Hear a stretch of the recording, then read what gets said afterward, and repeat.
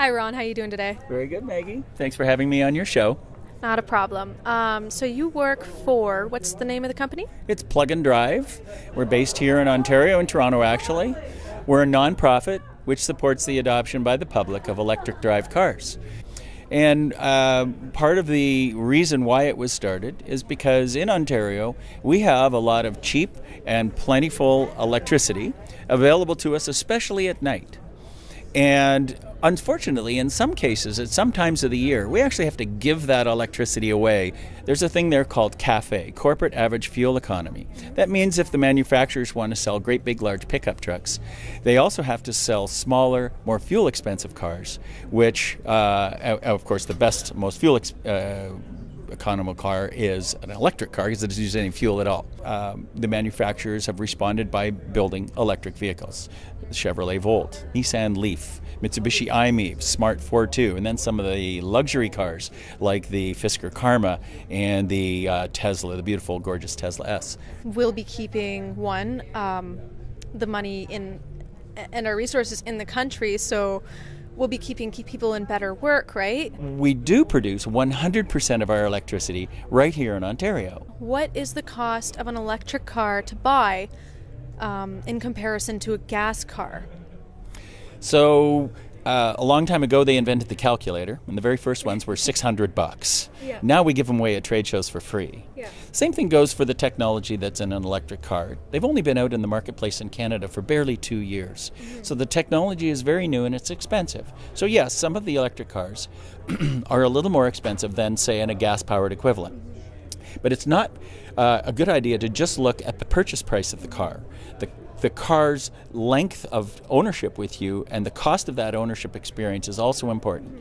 So with an electric car, you're plugging it in at night, you're charging that car up, and it's only going to cost you about $2 to do that. And remember, you haven't had to do any maintenance to the car for all the years that you've owned it. There's no gas engine in the car, so no oil changes, no filters, belts, plugs, hoses, no exhaust system. All of those things cost money. How long does the battery usually last for before you have to replace it? Hopefully you don't ever have to buy a new battery for these cars because they're just way too expensive. Now, most of the electric vehicles on the road today don't have a range of more than anywhere from 130 to 160 kilometers.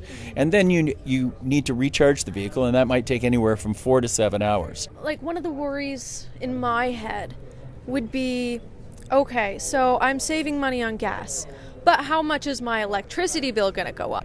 The figures to remember, 20,000 kilometers a year. If you were to drive that in an electric vehicle, it would cost you just over $300 for the whole year for electricity in your home to run that car. The difference is actually quite dramatic.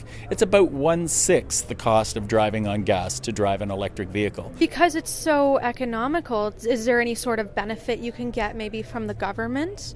Great question. Yes. The province of Ontario offers 2 grants to you. The first one is when you go and you purchase an electric car. Up to $8,500 is available as a check back to you for purchasing an EV. The second grant available from the province is for the home charger. So if you want to install a level 2 240-volt home charger, up to $1,000 is available.